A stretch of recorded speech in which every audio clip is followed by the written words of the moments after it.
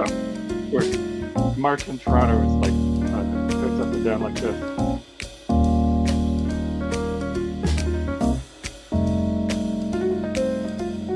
Sure, let's.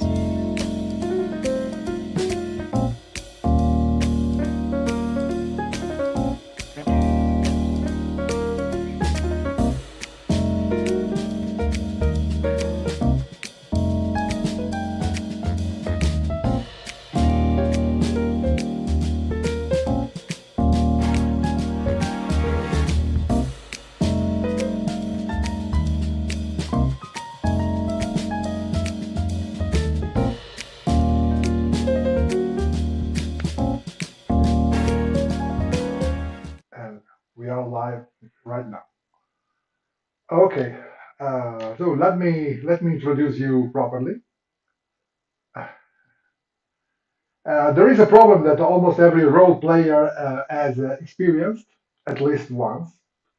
You are in the middle of an investigative adventure, and the detective, the vampire hunter, the paranormal agent, your character needs to find a crucial piece of evidence. You roll the dice, and the dice say no, no evidence. The adventure grinds to a halt. The dungeon master improvises desperately, and the session goes off the rails. Robin DeLoes looked at that situation, said this system is fundamentally broken, and built GUMSHOE to fix it. So we are all here to thank Robin DeLoes and to salute him. Hi, Robin. Hi. Well, thank you so much for having me. And normally, the first question in an interview is, "How does Gumshoe work?" And so you've answered that already. So we're already ahead of the game. Okay, but the very first question is about your history. So I just want to know when you grew up in Orillia, Ontario, Orillia, That's right. Yes. a small Canadian city. How did you find role-playing games, and when did you realize this could be your life's work? So those two realizations are very far apart. So I found role-playing games as an avid reader of fantasy and science fiction as a kid in the late 70s. And I would read science fiction short story magazines, including Analog magazine. And it would have ads for things like the early metagaming games, like the Chitin role-playing game, which was like you got in a little plastic envelope full of little chits with little bugs on them that would then fight.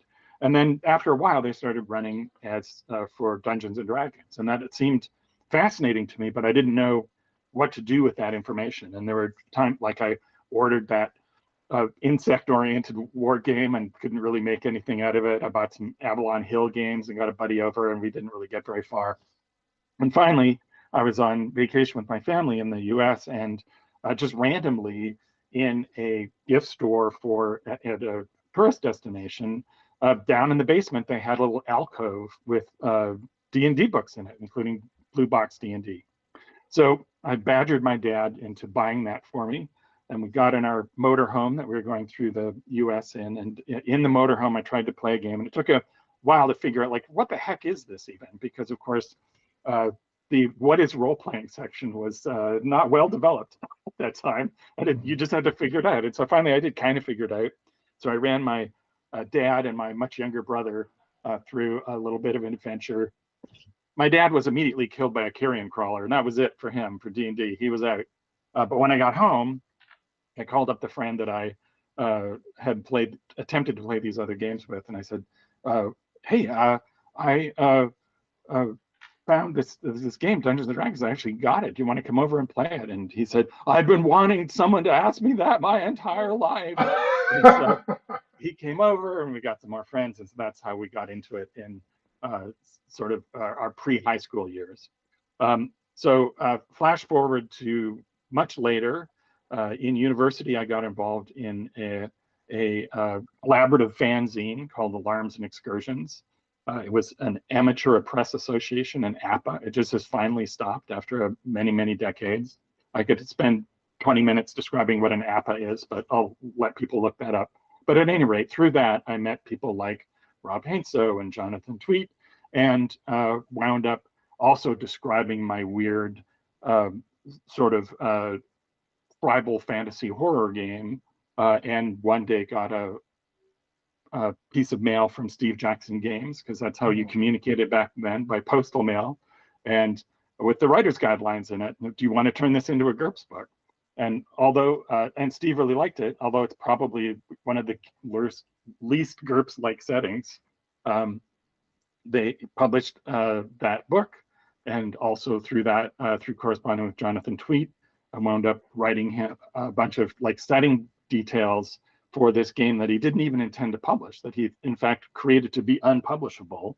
But of course that turns out to be over the edge, and he printed the material that I sent him essentially verbatim in the role-playing core book of Over the Edge. And then from then on, this was the early days of the internet and AOL, and I was able to make contacts with other publishers. And before I knew it, I was doing this for a living, and with occasional detours into other related media, it's what I've been doing ever since the early 90s. On this note, you have strong interests in literature, film theory, and narrative analysis. Do those passions feed your game design, or do they sometimes pull in opposite directions? No, that's absolutely my whole deal, is looking at how story works in other forms. The interesting way that story developed, like Gary Gygax and Dave Arneson and Dave McGarry did not set out to create a new narrative form. They tried to create a war game where the unit was reduced to a dude in a hat. But once you have a guy in a hat and he has two adventures, you've got a story. It was a primitive story to begin with. And so a lot of the early assumptions of role-playing games were using other narrative forms, movies and fiction in particular, as inspiration, but they were unable to do certain things, or felt disappointing to a lot of people because they didn't feel like those stories, even though they were based on them. And so whenever you hit something that you expected to work the way it would in the stories that inspired it, instead you ran into something that was a simulation of an imaginary environment, which is not a bad thing, but it's not the only thing. And so since I studied this in university when I thought I would be a writer, possibly a playwright or a screenwriter, it was sort of the untapped territory, and just naturally the way that I thought. So for example, Feng Shui, the role-playing game based on Hong Kong action movies, which were just bubbling up as an underground a movement in the West at that time. Our awareness of it was just beginning. I looked at those and went, why can't role-playing game fights feel like that? And so that's the whole premise behind Feng Shui. And so, for example, GUMSHOE, the thing you explain is that in GUMSHOE is emulating detective fiction. Well, you never see the detective. The detective doesn't know the whole story necessarily, depending on the genre at any given time, but they're never just like sitting around stumped with nothing to do. That's not a thing that happens. Or if they are sitting around stumped, it's in a piece of fiction where it's covered with like and then I was stumped for 2 weeks, and that's like one paragraph. Or in a film, might be a montage of, or a TV episode, you might see a montage of useless legwork, but you don't usually see those either because they're boring and they don't move the story forward. And genre stories in particular about momentum. And so I've always looked at how stories work. And one thing that I discovered while doing what was originally called the Hero Wars rules, and then became the Hero Quest rules, and are now the Quest rules for as an alternate game system for Greg Stafford's World of Glorantha. The first version of that was structured to create narrative, but it would just say, yeah, take the interesting choice, do what's interesting. And then what I discovered is that a lot of gamers in particular didn't know how to action that. They didn't know what is interesting in a story, what makes a story interesting. And so I took a step back and said, well, what I need to do is for the gamer mind, for people who are highly analytical and love to break things down into little units and understand them as a mechanism, I needed to find a way to communicate how do storytellers make their stories interesting? What does it mean to be interesting? And so from there, I initially on my blog and then what became a book called Hamlet's Hit Points, I devised a system, the beat analysis system, to actually break down why are compelling stories compelling? And the answer is that they vary the types of moments, and the types of moments will also vary depending on the genre and the mode of storytelling. But what essentially any story that is interested in maintaining your attention and is successfully wrought will do is it will vary the emotional line up and down.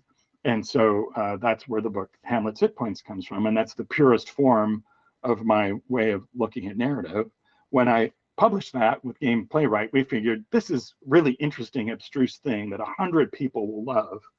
But weirdly, it's turned out to be an extremely successful book over the years and has done very well, which is, I guess, the lesson that teaches us is that you can never be too obscure to appeal to role-playing gamers.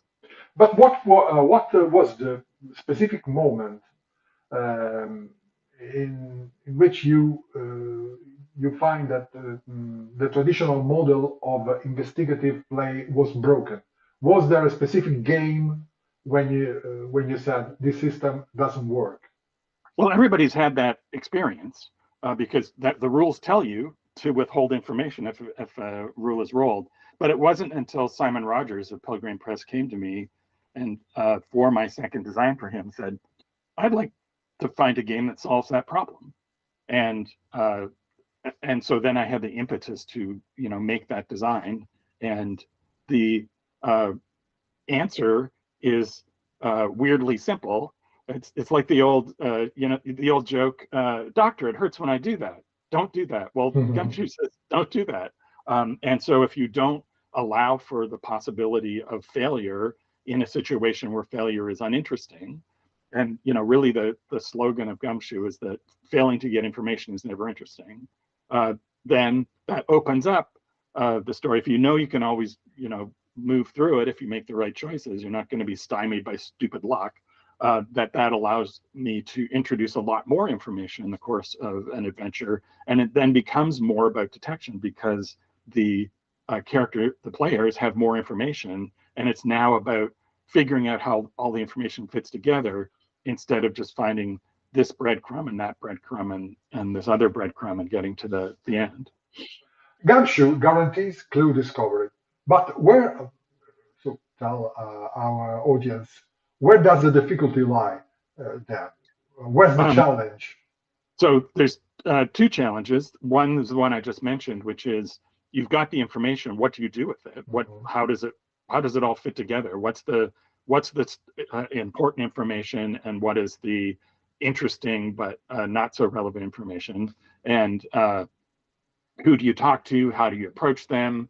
What precautions do you take? And the other side of that, of course, is there's lots of things in a detective story where failure is interesting, which is the more physical or external things. So like running away from a monster or sneaking into a facility or getting the airplane working again when its engines have stalled out near the volcano. All of those still have story happen if you fail. You don't necessarily want that to happen to your characters, but it's still something happening. And so for those, there's a different system where you are rolling a simple six-sided die, and you can add points from the related ability to your roll in order to try and hit the difficulty. And you're having to decide, is this the time I want to use my sneaking, or is this less important? And so you have some more narrative control even then as a player over where things go, because you decide when your spotlight moments are. But you don't know how many times you're going to need to sneak into a place or fix your airplane or run away from creatures. The GUMSHOE line is enormous. How do you make each title feel distinct despite sharing, same engine? The idea is to make sure that each emulates a different genre or subgenre. So first of all, we have learned that our players and GMs love horror. And it turns out that we can do a bunch of different horror games and they will still come and check out the latest variant on that, possibly because they've already run a Knights Black Agents campaign, so they're looking for something new, so they play the Yellow King. But even within those, we try to create a different experience by what is either bolted on to GUMSHOE or what is taken away from GUMSHOE to simplify things. So Knights Black Agents, which is Kenneth Haight's brilliant game that merges the spy thriller with vampire hunting.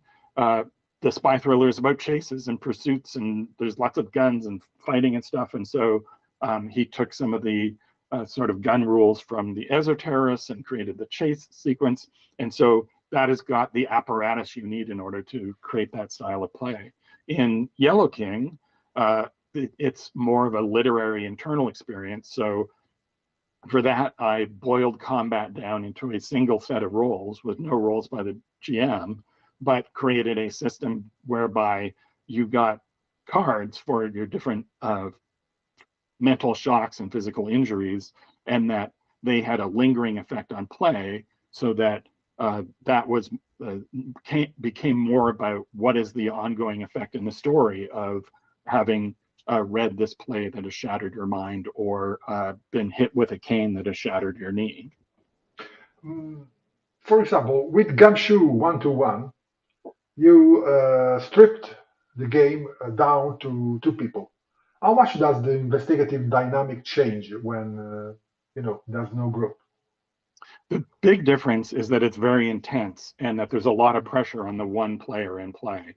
And so it goes very quickly, and the story is lacking all of the filler, or well, not filler per se, but it's lacking the sort of down moments where the players all consult with one another as to decide what to do.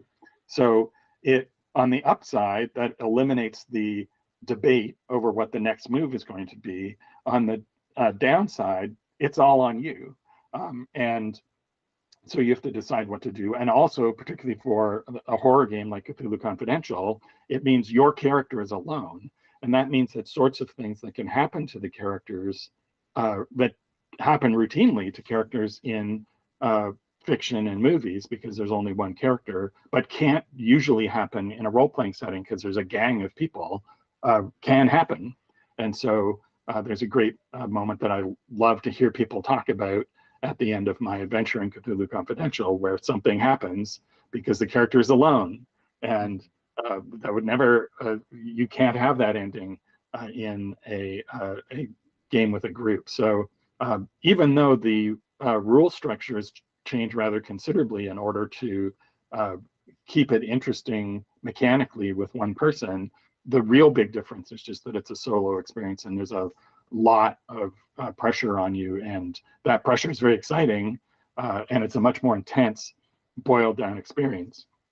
And of course, the other benefit is just that there's lots of people who can only find one other person to play with at a given moment. It's a lot easier when your quorum is two.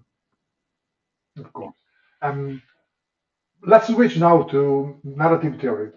Robbins' Laws of Good Game Mastering was published in 2022 and is still cited as a foundational text. Okay, what would you revise in that book in light of 20 plus years of experience? Sometimes when I'm called to revisit something, I will think, oh, it doesn't need that much work. And then I'll look at it and I go, oh my goodness, this requires a lot of work. So not having gone through that process, I'm sure I'd find a lot of things. But the most obvious difference now is that one of the main statements that it makes, which is that role-playing is the only art form where the audience and the participants are the same group. That's not true anymore, because we have streaming playing and actual play. And it turns out the way to make role-playing games very successful is to turn them into passive entertainment that you can just watch. Yeah. And so now, these days, when I do a GMing panel, some of the people on the panel will be streamers, and their advice is not just about how to entertain your players and keep them ongoing and keep them motivated, but how to do things that an audience finds entertaining. So that's absolutely something that I would have to address and have addressed in more recent books of jamming and narrative theory. For example, in Hamlet's GM Screen, which is my upcoming follow-up to Hamlet's Hit Points. The other thing is, I think there are a couple more character types or player types that I didn't mention in the first one. They're not that common, which is why I didn't mention them, and they're not new. But I might mention, for example, the explorer, the person who just likes to go through the world touching things, and sort of a relative of the explorer, which is the observer, who seems like they're the casual player, but they're not. They're more engaged with the game, but also they have their characters sort of step back to a place of safety where they're just sort of, kind of zooming around, but are not a threat. So, but those aren't huge omissions, and that's certainly not a player type that you find in every group the way that the player types that are mentioned are, the baseline common ones. In Hamlet's Hit Points, you analyzed Shakespeare, Casablanca, and Fleming. Scene by scene, which type of narrative beat do you see most consistently ignored in role-playing games? It's the dramatic beat, which of course is what Hillfolk and Drama System, and now my new one-to-one dramatic game Page Turners are all about. We have always been very good at characters doing external problem solving, dealing with practical problems and discussing how to solve an external problem and then solving it. And an external problem is usually physical in some way, or might be a mental puzzle the way a mystery is in GUMSHOE. But character interaction is less looked at. It is more looked at now since the sort of second or third wave of the story game movement, whichever of those waves are. But a lot of those even aren't really informed by the structure of how a writer sits down to write a dramatic scene. And so that's the hole that I chose to address with Hillfolk and now with Page Turners. You talk about drama system, so let's switch to drama system and interpersonal drama. Drama system was born from the observation that RPGs handle external conflicts very well, but internal ones poorly. After years of Hillfolk and Page Turners, are you still confident in that diagnosis? Well, if the question is, does role-playing handle that poorly? Like I said, I'm doing it now, and many other people are doing it now as well.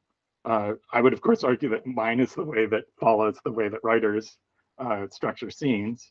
But there's much more of that now than when Hillfolk came out, and that's partly people influenced by Hillfolk or even by Hero Wars, but also parallel development. And that's fascinating to see, right? Is that the latest generation of story gamers are starting with D&D, and it's like, I'd like to do a game about how hard it is to be a mom, and what I'm going to use are the D&D rules for that.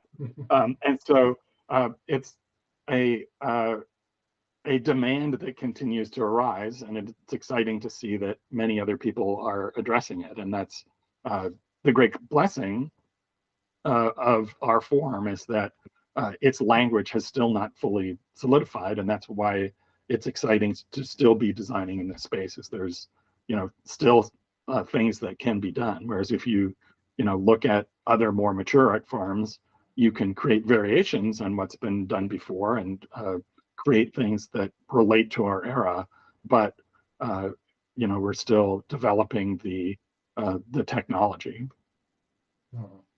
The drama token mechanic, which rewards emotional yielding, can seem counterintuitive to a player used to D20 games. How do we explain this system to someone from that background?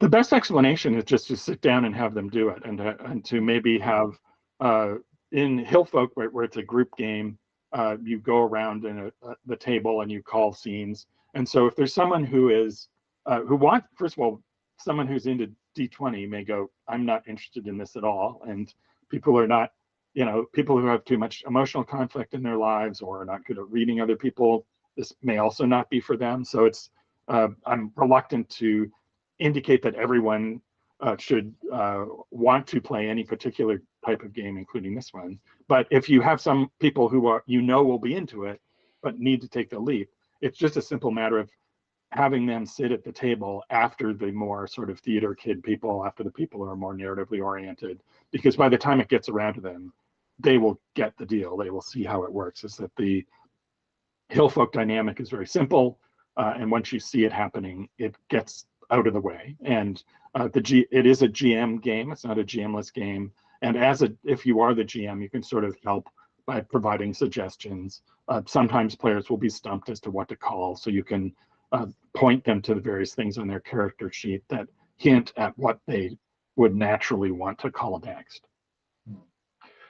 Page Turners reuses a drama system to a one-on-one format, with scenarios ranging from 1930s screwball comedy to vampire romance. How do you keep such a versatile system coherent? Sorry, could you repeat the question? Yeah, how do you keep such a versatile system coherent? Excuse me for my English. Oh, coherent, that's what I didn't hear the word coherent. So again, it's a matter of the system is super simple, and it creates a structure. So as long as the scenario writer follows the structure, they're good. And they can put essentially anything in that structure as long as it is primarily a dramatic form of storytelling. And so the feature of it is that it is so broadly applicable. And with the Page Turners books and its many scenarios by myself, by Ruth Tillman, by Wade Rocket, and by Sarah Sam Saltiel, we've just scratched the surface. So I hope that enough people pick it up that we can continue to do follow-ups, because there's all sorts of other directions that we can go into. And one of the main things that is creatively exciting about Page Turners is that you can do a story that is not about wish fulfillment, that is not about identifying with your character and wanting them to succeed. You can do a story that leads them toward doom. That's not unprecedented, that's fiasco right there. But in terms of the literary genre of tragedy, or just of literary fiction, which often takes a sort of a dim view of existence, we have a platform to do that, and it's not a platform that's wed to any one particular setting, so that you can, the Shakespearean game in the book is a Shakespearean comedy, but you could absolutely do a Shakespearean tragedy, or something that's, reminds you of a Margaret Atwood novel or a Philip Roth novel. Okay, let's step into my favorite material now, the Yellow King, Lovecraftian work, and so on. The Yellow King role-playing game uses Robert W. Chambers, a writer, less famous than Lovecraft, but in some ways more unsettling. Why Chambers? The interesting thing about Chambers is, first of all, he is, because he only wrote 4 stories that all kind of interlink, because they all refer to this play that drives, either changes reality or changes your internal sense of reality. It's not really clear, it's ambiguous. And that, of course, is something that Lovecraft picked up on, and that August Derleth in particular then incorporated more directly into the sort of shared world of the Cthulhu mythos. And the origin of that is that I wrote an anthology of short stories called New Tales of the Yellow Sign that are set in various time periods and various realities, and that I thought that tying them all into The King in Yellow was an exciting hook to unify a series of short stories that adopt different narrative voices and different narrative strategies. And I was very happy with that book, and was not thinking of it at the time as a role-playing game. But then Simon and Kat at Pelgrane said, why don't you do a game of that? And so it wound up being a more elaborate presentation than I would have done if I hadn't written those stories, because the book has a story that is sort of the beginning point of the wars. It has stories set in the reality that the aftermath setting are in, and it has modern stories. It doesn't have stories set in 1895 Paris, but that's the obvious thing to do as another setting for the Yellow King, because that's what people will expect, because those are where 3 of the 4 chamber stories are set. Ballad Hunters combines gumshoes with folk ballad magic.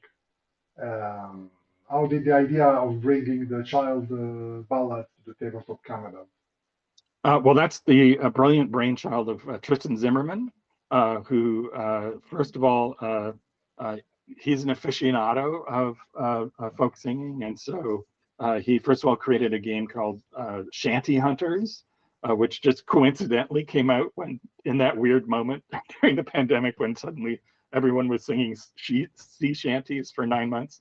And he took a really radical approach to GUMSHOE in his self-published game, but he was sort of doing that as a prelude to Ballad Hunters, and he has been running that game very successfully at conventions for many years. And among the people he ran it for was Kat Tobin, who figured, well, this is GUMSHOE, and I love this, so let's us create it. So or publish it. So my contribution has been relatively modest to that. I've been helping develop the manuscript and making sure that the game that plays at Tristan's table is on the page in the final text, which it is now for sure, so that other people can replicate that, and working on art direction and so forth. And so, but his version of GUMSHOE is so excitingly different than all of the other GUMSHOE games that we've created a new line called GUMSHOE Labs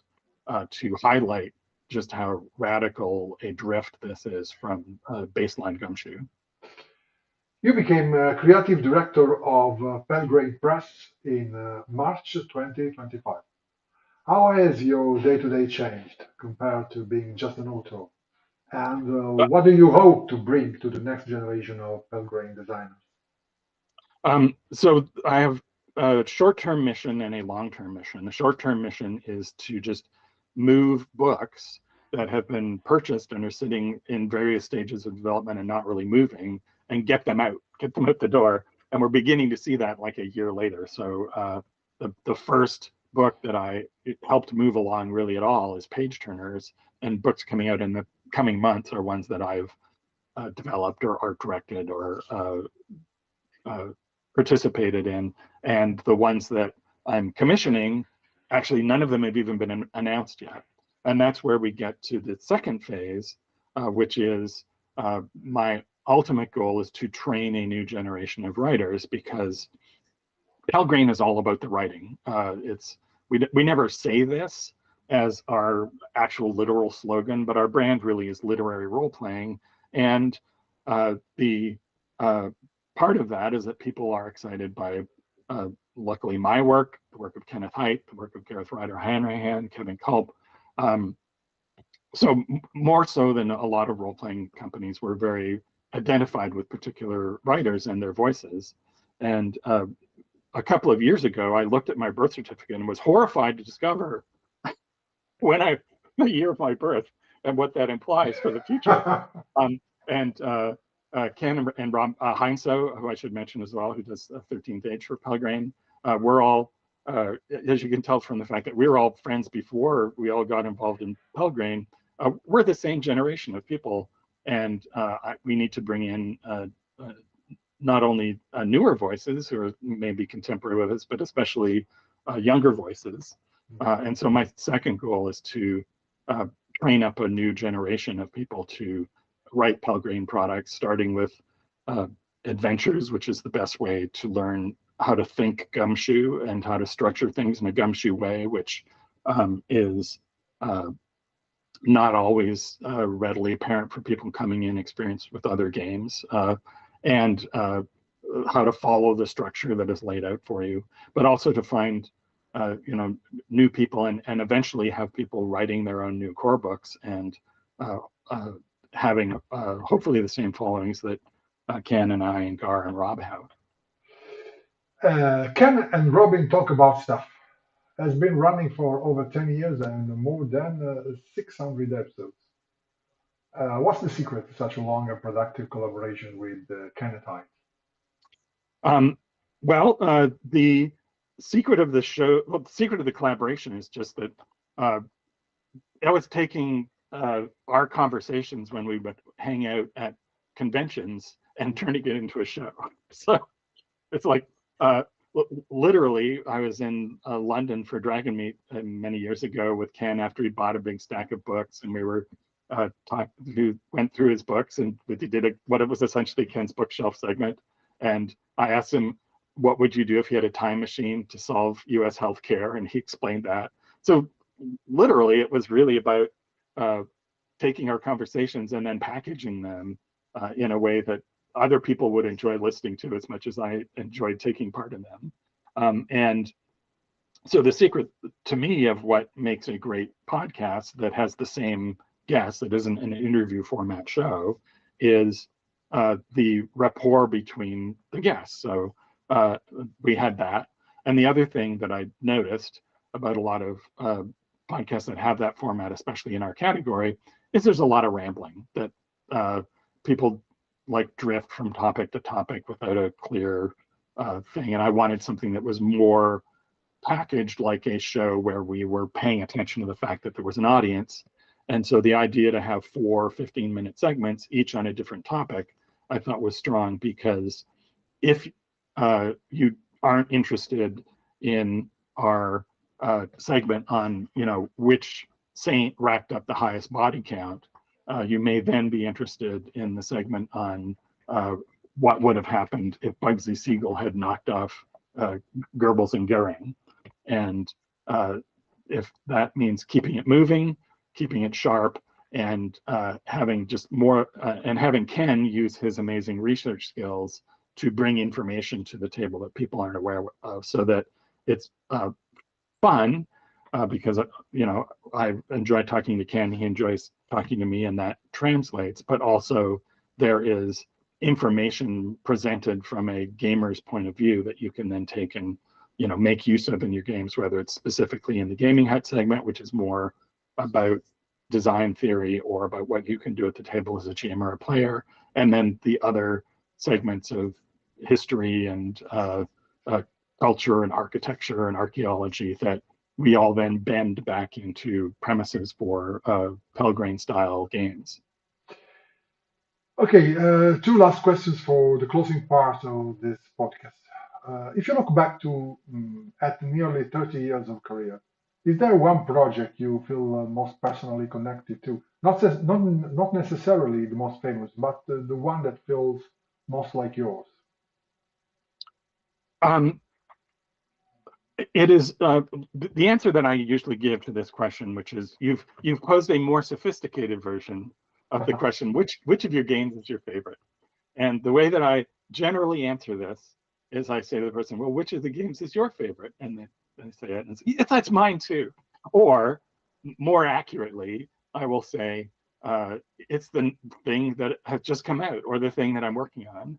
Okay. And it just coincidentally happens that the thing that just came out is Page Turners, which probably, if you include Hillfolk and Drama System in that, I think is the one that most reflects my point of view. And I certainly, in terms of Hillfolk, is the one that I prefer to run at conventions on those rare occasions when I do run a game at a convention, because it always works, and it's fun, and it's also less taxing for me if I'm jet lagged.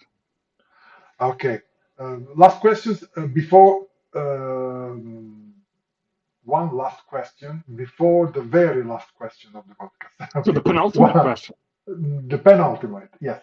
One piece of advice for a designer who wants to build an original system today in 2026, with indie gaming exploding and players more demanding than ever.